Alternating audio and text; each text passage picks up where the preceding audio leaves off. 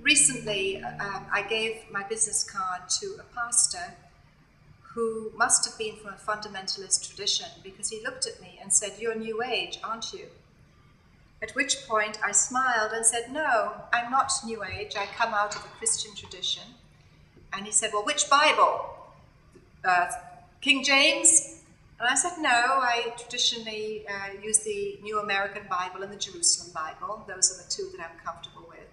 And after that, he seemed all right, though I'm not sure that those were Bible versions that he was familiar with.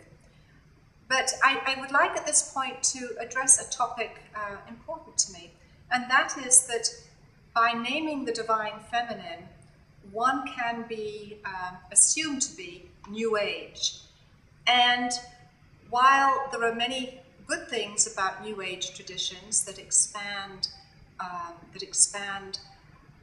our understanding of the universe and of mystery, I want to move away from any idea that relating to the divine feminine may be on a par with consulting astrological charts or manipulating crystals or reading auras, all of which may have their place and their purpose. But at a deep level, spirituality includes accountability, it includes action, it includes responsibility, as well as feeling good.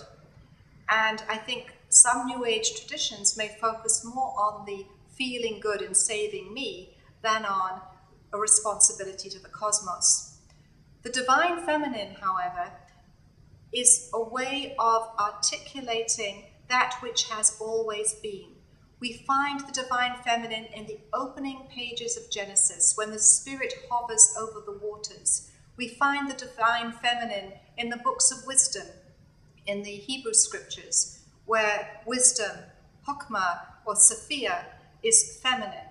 We find the divine feminine in the Song of Songs. We find her in many places in the scriptures, where God in one text is described as a mother hen protecting her young under her wings.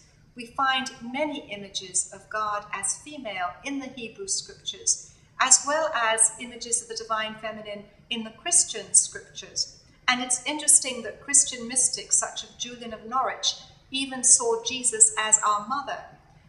Jesus, our mother, not because Jesus was anatomically female, but because Jesus had the compassion of a mother. And so then, the divine feminine is not something newly concocted, but something that always has been in every religious tradition, even if it has been suppressed or ignored, it has been there. And so when I talk about the divine feminine, I am talking about an encounter, an experience of God that somehow engages me as female, but also engages me in terms of God's motherly aspect. God is both mother and father. God is lover and beloved. God is our child. We have in Hinduism the image of God as child to be nurtured. And we also find the same image in Christianity, as for example, devotions to the infant of Prague, where the child is dressed, much as a Hindu statue would be dressed, and fed and washed. So many of these images then of the feminine, these images of nurturing, cross barriers in terms of religious traditions. They're not something new, they always have been. They're very ancient, and they connect us to our roots, spiritually speaking, because there is in the human heart a deep, deep longing to connect with the divine feminine as well as with the divine masculine. And so one can have a respect for and a love for the divine feminine while being a Jew, while being a Muslim, while being a Christian. So one can have a healthy respect for the divine feminine and a love for the divine feminine while being a Jew, while being a Christian, while being a Muslim, all these traditions of which are monotheistic. But monotheism doesn't mean one set of images. One can be monotheistic and have a multiplicity of images, as for example in Hinduism, with its 330 million different images of the divine.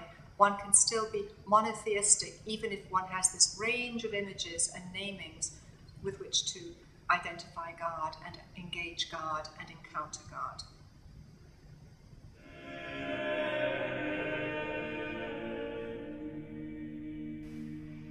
When students sign up for my class at Columbia College, they usually look at the class description in the handbook, but they still have expectations and assumptions which weren't ever in the handbook. So they arrive in my class expecting that we're going to explore Wicca and Wiccan tradition.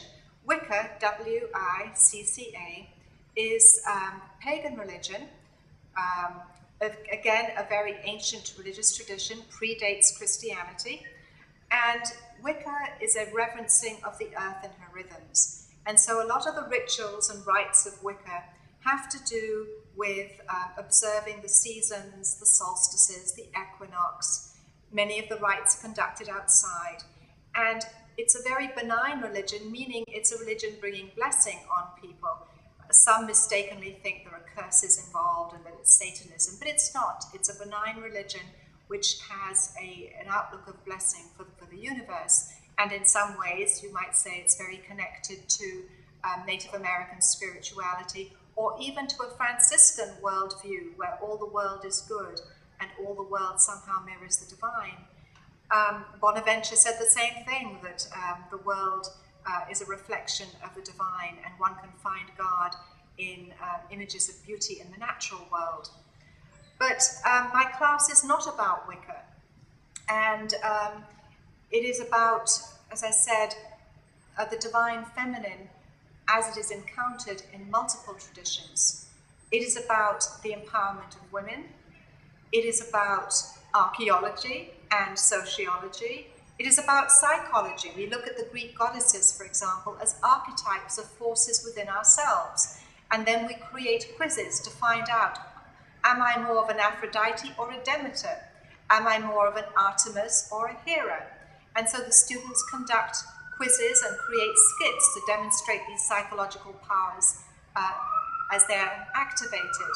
They come to understand themselves better, and they understand others better. So the class then is not about Wicca, though I respect that tradition.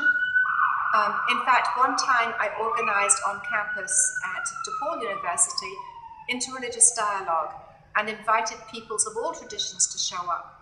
And Catholics showed up and Wiccans showed up, and discovered to their amazement they held great amount in common. That the celebration of Christmas, for example, would have been the celebration of the winter solstice. The celebration of Easter would have had rites of spring attached. And so in their conversation, the students discovered similarities more than differences. But my purpose here is not to get into religious dialogue or even discussion, but really to show that the divine feminine answers a longing of the human heart, and that it far transcends any particular religious tradition. The divine feminine is to be found within every religious tradition, and is a possibility and an invitation to peoples of all persuasions, of all races, of all genders, both now and tomorrow, as well as yesterday.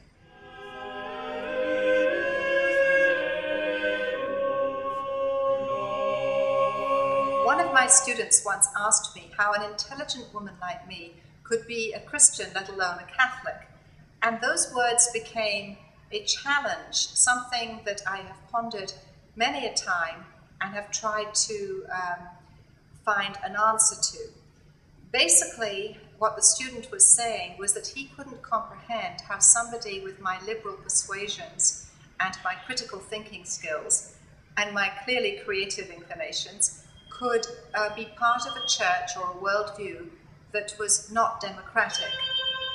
And so, as I've thought about this, I have to go back to the gospel and say that the church that I cherish is not so much the manifestation of church that many of us experience today, but rather the gospel church founded by Jesus. if indeed he can be said to have founded a church, because really he founded a movement.